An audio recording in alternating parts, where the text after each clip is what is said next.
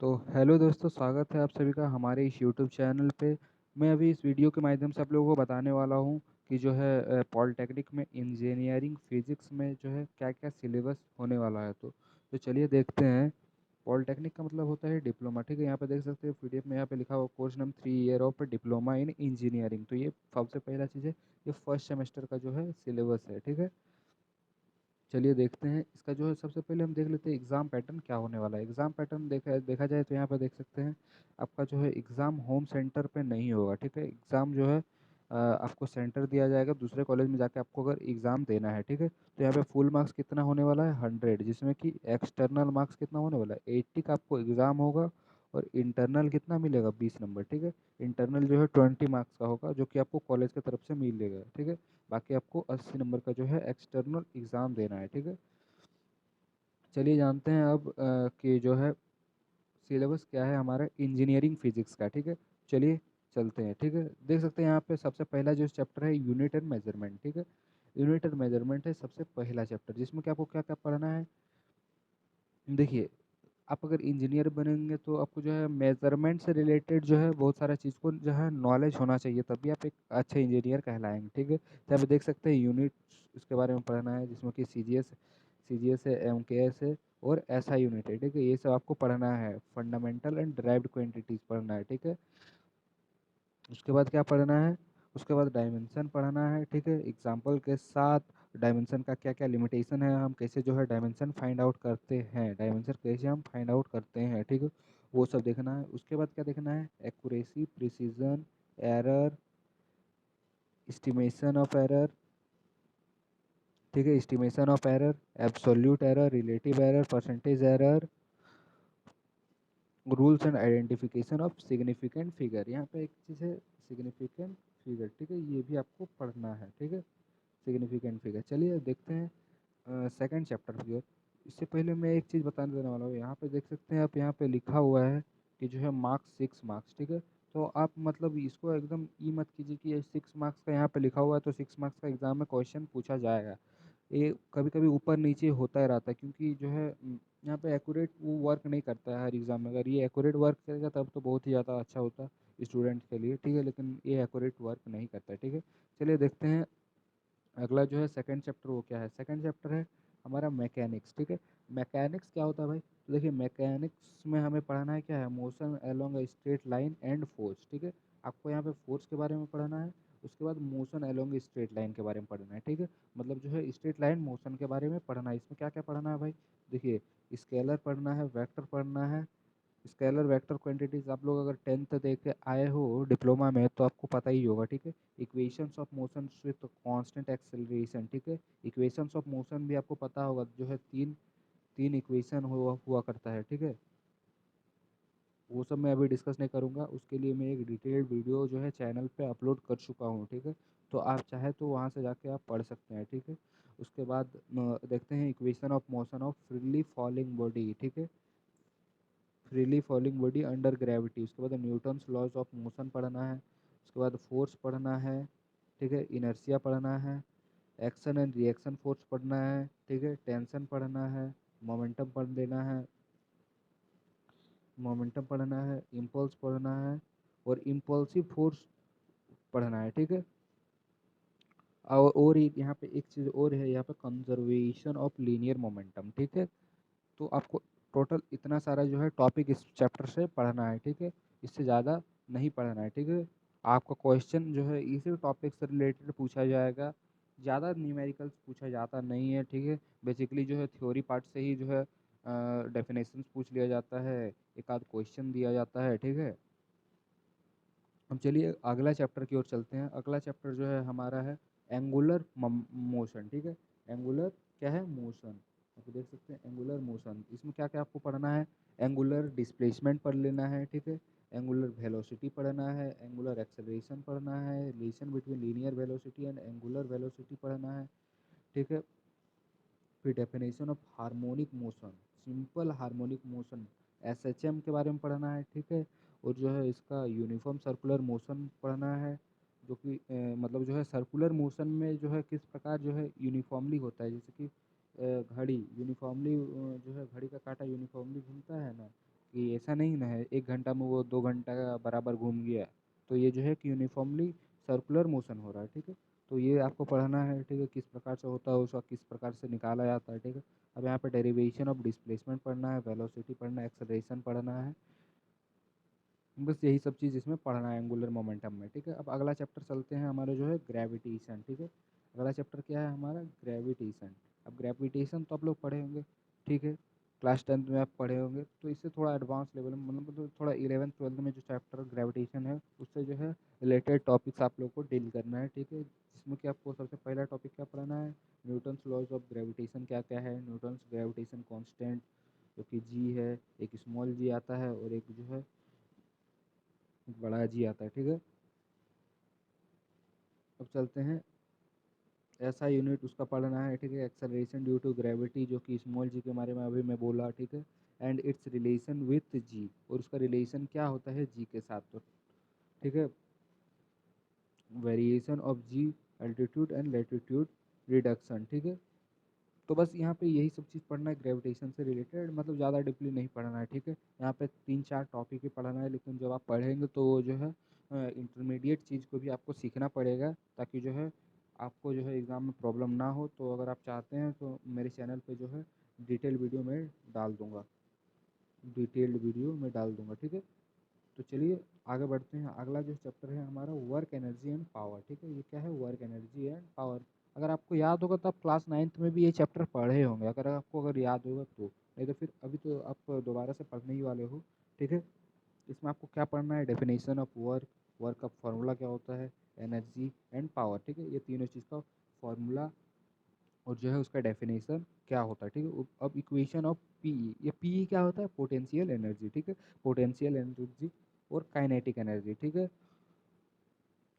के बारे में पढ़ना है आप लोगों को। उसके बाद पढ़ना है वर्क एनर्जी प्रिंसिपल क्या होता है, ठीक है? और representation of work by using graph, ठीक है? अब देखिए कोई भी वर्क को जो है हम ग्राफिकली किस प्रकार से हम जैसे देखिए आप जैसे ये वाला ग्राफ, ये यूनिफॉर्म मोशन का ग्राफ हो गया, ठीक है? और अगर कोई भी वर्क हो रहा है तो इस प्रकार से जैसे एक ग्राफ बन गया, ठीक है? तो यहाँ पे वर्क को हम किस प्रकार से ग्राफ में रिप्रेजेंट करेंगे, वो यही यहाँ पे वही चीज़ लिखा हुआ है, आपको उसके बारे में पढ़ना है। और यहाँ पे एक चीज़ और पढ़ना है, work done by a torque, ठीक है? टॉर्क का क्या होता है, तो मैं इसको जो है डिटेल वीडियो में समझाऊंगा आप लोगों को। चलिए, और यहाँ पे जो है न्यूमेरिकल आएगा पोटेंशियल और काइनेटिक एनर्जी में, ठीक है? मतलब ज़्यादा ज़्यादा जो है टफ न्यूमेरिकल नहीं होती है, अगर आपको फार्मूला याद होगा तो जो है आप आराम से उसको डील कर सकते हो। चलिए हम अगला चैप्टर की ओर चलते हैं। अगला चैप्टर जो है हमारा क्या है? जनरल प्रॉपर्टी ऑफ मैटर, ठीक है? जनरल प्रॉपर्टी ऑफ मैटर, ठीक है? जिसमें आपको पढ़ना क्या है? इलास्टिसिटी पढ़ना है, ठीक है? जिसमें डिफॉर्मिंग फोर्स होता है, रिस्टोरिंग फोर्स होता है, elastic and elastic and plastic body होता है, स्ट्रेस स्ट्रेन होता है, ठीक है? यहाँ पे स्ट्रेस होता है, स्ट्रेन होता है, ठीक है? और उसका टाइप क्या क्या होता है, ठीक है? इलास्टिक लिमिट क्या होता है, हुक्स लॉ क्या होता है, यंग्स मॉडुलस क्या क्या होता है, बल्क मॉडुलस क्या क्या होता है, modulus of rigidity and relation between them, ठीक है? तो आपको बस बेसिकली यही सब चीज़ पढ़ना है, जिसमें कि आपको क्या मेन चीज़ क्या क्या है? स्ट्रेस है, स्ट्रेन है, यंग्स मॉडुलस है, एक जो है हुक्स लॉ है, इलास्टिसिटी है, प्लास्टिसिटी है, ठीक है? तो आप लोगों को यही सब चीज़ जो है मेन पढ़ना है, ठीक है? चलिए अब अगला चैप्टर की ओर चलते हैं, मतलब अगला टॉपिक को चलते हैं। ये तो आप लोगों को सिर्फ जो है इसमें इलास्टिसिटी में बस इतना सारा टॉपिक पढ़ना है। अब इसी चैप्टर में दूसरा एक टॉपिक आता है सरफेस टेंशन, ठीक है? सरफेस टेंशन में आप लोगों को क्या क्या पढ़ना है? मॉलिकुलर फोर्स पढ़ लेना है, ठीक है? उसके बाद ये वाला फोर्स पढ़ना है, ठीक है? क्रॉसिव एंड एडसेसिव फोर्स, ठीक है? मॉलिकुलर रेंज पढ़ना है, स्पेयर पढ़ना है, ठीक है? स्पेयर ऑफ इन्फ्लुएंस पढ़ना है, लेफ्ट मॉलिकुलर थ्योरी पढ़ना है, ठीक है? फिर डेफिनेशन ऑफ सरफेस टेंशन ऐसा यूनिट पढ़ लेना है उसका, ठीक है? ये सब सारा चीज़ जो है डिटेल वीडियो में जो है टॉपिक वाइज जो है इसको डिस्कस किया जाएगा, तो इसके लिए चिंता बिल्कुल ही ना करें।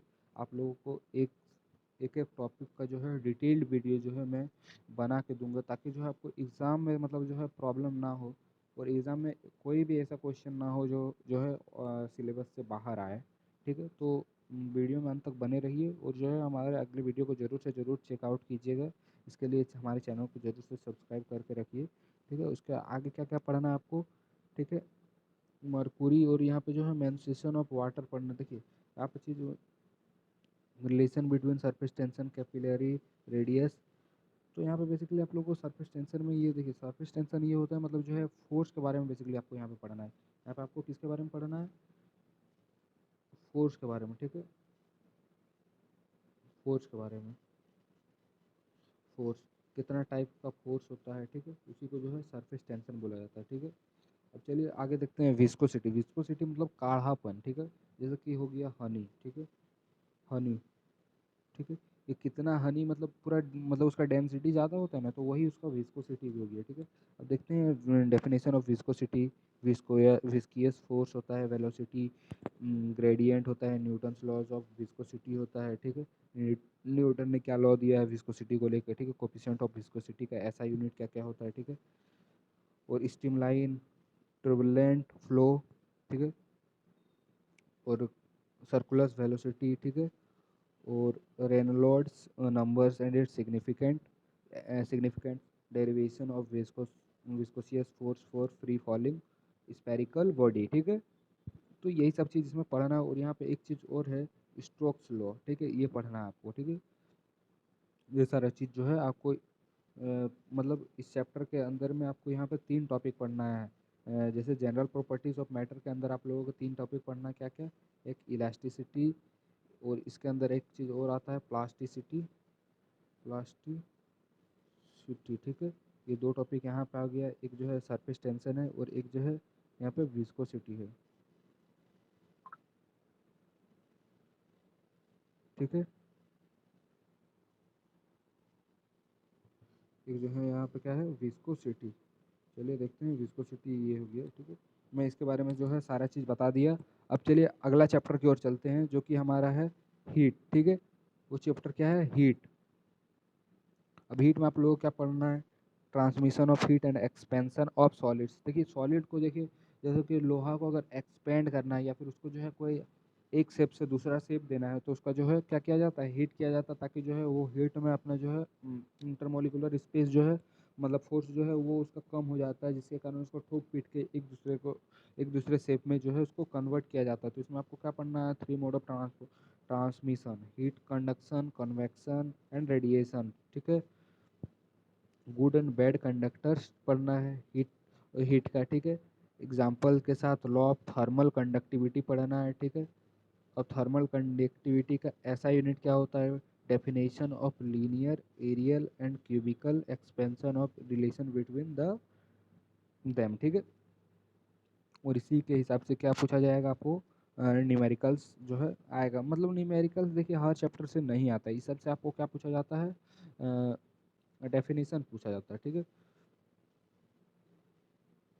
डेफिनेशन इस सब से आप लोगों को पूछा जाता है, ठीक है। अब आते हैं अकाउंटिक्स में, ठीक है। ये जो है लास्ट चैप्टर है, चैप्टर नंबर 7, ठीक है। जिसमें क्या आपको क्या पढ़ना है? साउंड के बारे में पढ़ना है, ठीक है। डेफिनेशन ऑफ वेव मोशन, ठीक है, वेव क्या होता है, ठीक है। उसके बाद एम्पलीट्यूड क्या होता है, इसका डेफिनेशन पढ़ना है। पीरियड का डेफिनेशन पढ़ना है, ठीक है। फ्रीक्वेंसी का डेफिनेशन पढ़ना है, ठीक है। क्या क्या होता है, वेवलेंथ पढ़ना है, ठीक है। Relation between velocity frequency and wavelength. Velocity और फ्रीक्वेंसी और वेवलेंथ में क्या रिलेशन है, उसके फार्मूला में क्या रिलेशन है, वो आपको बेसिकली यहाँ पे पढ़ना है, ठीक है। और यहाँ पे लॉन्गिट्यूडनल ट्रांसवर्स वेव पढ़ना है, डेफिनेशन ऑफ स्टेशनरी वेव पढ़ना है, node and any anti node पढ़ना है, ठीक है। फोर्स एंड फ्री वाइब्रेशंस पढ़ना है, ठीक है। डेफिनेशंस ऑफ रेजोनेंस, हाँ यहाँ पे एक चीज़ और है, यहाँ पे रेजोनेंस, ठीक है। यहाँ पे रेजोनेंस पढ़ना है, ठीक है। और उसका सारा चीज़ का जो है फॉर्मूला होता है, वो फॉर्मूला आप लोगों को पढ़ना है। इससे जो है न्यूमेरिकल्स आ सकता है, ठीक है, न्यूमेरिकल्स, ठीक है। इससे न्यूमेरिकल्स आ सकता है। अब चलिए चलते हैं मतलब जो है सबसे ज़्यादा लंबा चैप्टर की ओर। देख सकते हैं ये जो है 5 चैप्टर जो है जनरल प्रॉपर्टीज ऑफ मैटर, यही एक सबसे बड़ा चैप्टर है, ठीक है। लॉन्ग चैप्टर यही है, ठीक है, जिसमें कि आपको बेसिकली 3 बड़े बड़े टॉपिक्स के ऊपर बात करना है। देखिए ये ज़्यादा से ज़्यादा आप लोगों का कम से कम तो 5 से 7 क्लास मतलब जो है आपको खुद उतना टाइम देना पड़ेगा, ताकि जो है आपको पूरा क्रिस्टल क्लियर हो जाए, ठीक है। बाकी जो है मैं जो है इस चैप्टर का डिटेल्ड वीडियो मतलब हर एक चैप्टर का फिजिक्स केमिस्ट्री मैथ का डिटेल्ड वीडियो लेकर के जो है चैनल में जल्द ही लाऊँगा। जैसे कि अभी फिज़िक्स का जो है वीडियो आ चुका है फर्स्ट चैप्टर का, तो आप जाके उसे चेक कर सकते हैं। और चलिए वीडियो में अंत तक बने रहने के लिए धन्यवाद आप सभी को, और चैनल को सब्सक्राइब ज़रूर कर लीजिएगा, और वीडियो अगर अच्छा लगा तो वीडियो को ज़रूर से ज़रूर लाइक कर लीजिएगा। Thank you.